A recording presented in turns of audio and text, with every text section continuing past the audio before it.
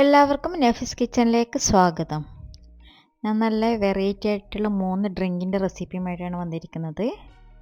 നമുക്ക് ഓരോന്നായിട്ട് എങ്ങനെയാണ് ഉണ്ടാക്കുന്നത് നോക്കാം.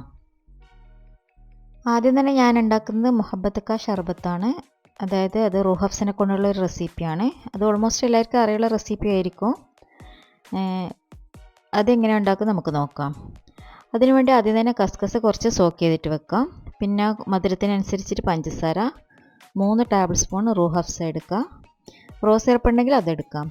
പിന്നെ 2 കപ്പ് പാല്, കുറച്ച് ഐസ് ക്യൂബ്സ്, തണ്ണിമത്തൻ ചെറിയ പീസായിട്ട് കട്ട് ചെയ്തതും വാനില എസൻസും. ആദ്യം നമ്മൾ തണുത്ത പാല് മിക്സിയിലേക്ക് ഒഴിക്കുക. അതിലേക്ക് റൂഹ് ഹഫ്സ ഒഴിച്ചു കൊടുക്കാം. പിന്നെ ആവശ്യത്തിന് പഞ്ചസാര ഇട്ടതിന് ശേഷം നമുക്കതൊന്ന് ബ്ലെൻഡ് ചെയ്തെടുക്കാം. ബ്ലെൻഡ് ചെയ്ത ശേഷം അത് ഞാനൊരു ജഗ്ഗിലേക്ക് ഒഴിച്ചിരിക്കുകയാണ്. അതിലേക്ക് പിന്നെ നമ്മൾ ഐസ് ക്യൂബ്സ് ഇട്ട് കൊടുക്കാം. തണ്ണിമത്തൻ ചെറിയ ക്യൂബ്സായിട്ട് കട്ട് ചെയ്തതും കസ്കസും കൂടി ആഡ് ചെയ്ത് കൊടുക്കാം. നന്നായിട്ടൊന്ന് മിക്സ് ചെയ്യാം. വളരെ ഈസി ആയിട്ടുള്ള റെസിപ്പിയാണ്. നമ്മൾ സെർവിങ് ഗ്ലാസ്സിലേക്ക് അത് ഒഴിച്ചു കൊടുക്കാം. ശേഷം ഞാൻ മേലെ കുറച്ച് പിന്നെ വാട്ടർമെലൻ്റെ പീസും പിന്നെ കുറച്ച് കസ്കസും കൂടി ജസ്റ്റ് ഒന്ന് ഡെക്കറേഷന് വേണ്ടി ചെയ്ത് കൊടുത്തിട്ടുണ്ട്. നമ്മളെ മുഹബത്ത് കാ ഷർബത്ത് റെഡി ആയിരിക്കുകയാണ്. വെരി ഈസി ആയിട്ടുള്ളൊരു റെസിപ്പിയാണ്. എനിക്ക് തോന്നുന്നു ഇത് ഓൾമോസ്റ്റ് എല്ലാവരും ആക്കുന്ന റെസിപ്പി ആയിരിക്കും. ഞാൻ ജസ്റ്റ് ഒന്ന് ഇവിടെ ഷെയർ ചെയ്തേ ഉള്ളൂ. എന്തായാലും നിങ്ങൾ ഉണ്ടാക്കി നോക്ക്. അങ്ങനെ നെക്സ്റ്റ് റെസിപ്പിയിലേക്ക് പോകാം. അടുത്ത ഞാൻ ഉണ്ടാക്കുന്നത് മിക്സഡ് ഫ്രൂട്ടിൻ്റെ ഷെയ്ക്കാണ്. അതിന് ഞാൻ ഫ്രോസൺ മിൽക്കാണ് എടുത്തിരിക്കുന്നത്. ഒരു പാക്കറ്റ് ഫ്രോസൺ മിൽക്ക്, അതായത് 500 ml. ഞാൻ ഇവിടെ എടുത്തിരിക്കുന്നത് മാങ്ങ, പപ്പായ, സപ്പോട്ട, പഴം, ചെറിയ പഴം, ഈ 4 ഫ്രൂട്ടാണ് എടുത്തിരിക്കുന്നത്. നിങ്ങൾക്ക് ഇഷ്ടമുള്ള ഫ്രൂട്ട്സ് എടുക്കാം. അതെല്ലാം കൂടിയിട്ട് നമ്മൾ പാലിൻ്റെ കൂടെ ഇട്ട് കൊടുക്കുക. എന്നിട്ട് നന്നായിട്ടൊന്ന് സ്പൂണോട് അതിങ്ങനെ അമർത്തി കൊടുക്കുക മിക്സിയിൽ. 2-3 സ്കൂപ്പ് വാനില ഐസ്ക്രീം ചേർത്ത് കൊടുക്കാം.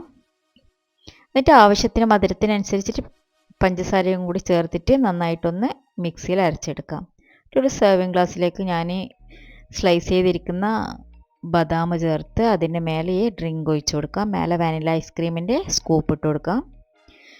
കുറച്ച് കട്ട് ചെയ്ത പിസ്തനെ കൊണ്ട് ഡെക്കറേറ്റ് ചെയ്യാം. ഞാൻ ഓൾമോസ്റ്റ് ഷേക്കിലെല്ലാം ഞാൻ നട്ട്സ് ഇടും. നട്ട്സ് കടിക്കാൻ നല്ല ടേസ്റ്റാണ്. ഷേക്ക് നല്ല ടേസ്റ്റ് ഉണ്ടാവും അത് കടിക്കുമ്പോൾ. ഇനി അടുത്ത് ഞാൻ ഉണ്ടാക്കുന്നത് നമ്മളെ ആപ്പിൾ ഷേക്ക് വിത്ത് ഡേറ്റ്സ് ആണ്. അത് നല്ല അടിപൊളി റെസിപ്പിയാണ്. അതിന് വേണ്ടിയിട്ട് ഒരു 10-12 ഈത്തപ്പഴം കുറച്ച് പാല് സോക്ക് ചെയ്തിട്ട് ഒരു അരമണിക്കൂർ വെക്കാം. പിന്നെ ഒരു പാക്കറ്റ് ഫ്രോസൺ മിൽക്ക്, പിന്നെ ഒരു ആപ്പിൾ കട്ട് ചെയ്തത്, പിന്നെ കുറച്ച് പിസ്ത, പിന്നെ വാനില എസൻസ്, പഞ്ചസാര ആവശ്യത്തിന് എടുക്കുക. ആദ്യം തന്നെ നമ്മൾ മിക്സിയിൽ ഈ ഡേറ്റ്സ് ഒന്ന് അരച്ചെടുക്കുക. കാരണം ഡേറ്റ്സ് പെട്ടെന്ന് അരഞ്ഞ് കിട്ടുമല്ലോ, അത് മാത്രമായിട്ടൊന്ന് അരച്ചെടുക്കുക. അതിലേക്ക് കട്ട് ചെയ്ത് വെച്ചിരിക്കുന്ന ആപ്പിളും ആവശ്യത്തിന് പഞ്ചസാര, കുറച്ച് വാനില എസൻസ്,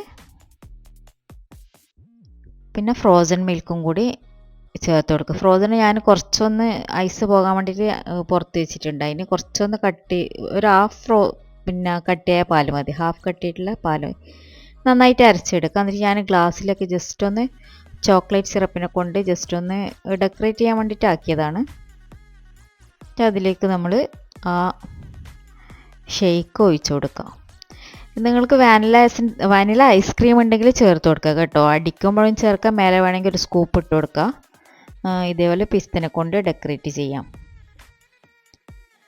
3 ഡ്രിങ്കും നിങ്ങൾക്ക് ഇഷ്ടപ്പെട്ടിട്ടുണ്ടാവുമെന്ന് വിചാരിക്കുന്നു. എന്തായാലും എല്ലാവരും ഉണ്ടാക്കി നോക്കുക. എൻ്റെ അടുത്ത് ഒരുപാട് വെറൈറ്റി ഡ്രിങ്കിനെ ഞാൻ തന്നെ പരീക്ഷിച്ച കുറേ റെസിപ്പി ഉണ്ട്. പണ്ട് എൻ്റെ ഹോബിയാണ്.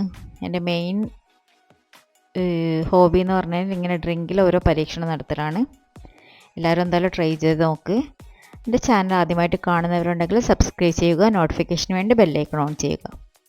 ഇൻഷാ അല്ലാഹ് നമുക്ക് അടുത്ത റെസിപ്പിയുമായി കാണാം. എന്തായാലും ഡ്രിങ്കിൽ തന്നെ ഒരുപാട് റെസിപ്പി ഉണ്ട്. ഞാൻ ഇടയ്ക്ക് ഓരോന്നായിട്ട് പോസ്റ്റ് ചെയ്യുന്നതാണ്. എന്തായാലും എല്ലാവരും മാക്സിമം ഇത് ഷെയർ ചെയ്യ്. അപ്പോൾ ഇൻഷാ അല്ലാ കാണാം.